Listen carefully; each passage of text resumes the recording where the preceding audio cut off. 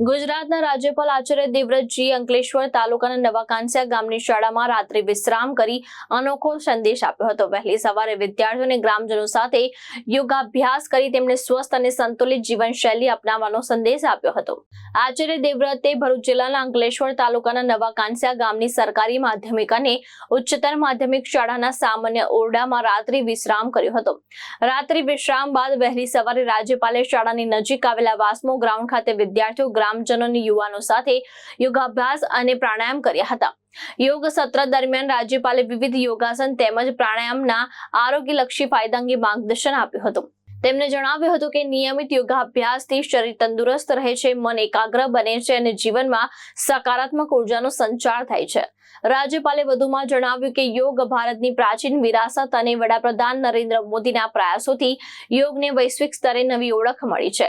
આજની વ્યસ્ત જીવનશૈલીમાં યોગ અને પ્રાણાયામ સ્વસ્થ જીવન માટે અત્યંત જરૂરી હોવાનું તેમણે જણાવ્યું હતું। રાજ્યપાલે વિદ્યાર્થીઓ અને ગ્રામજનોને આરોગ્યપ્રદ જીવનશૈલી અપનાવવા અનુરોધ કરતા ખોરાકમાં નિયંત્રણ રાખવા તેમજ તેલ અને ચરબીયુક્ત પદાર્થોનું પ્રમાણ ઘટાડવાની સલાહ આપી। યોગ સત્ર દરમિયાન કપાલભાતિ, અનુલોમ વિલોમ, ભ્રામરી અને ભસ્ત્રિકા પ્રાણાયામના લાભો અંગે પણ વિસ્તૃત માહિતી આપવામાં આવી હતી। કેતન મહેતા, દ્રષ્ટિકોણ ન્યૂઝ, ભરૂચ।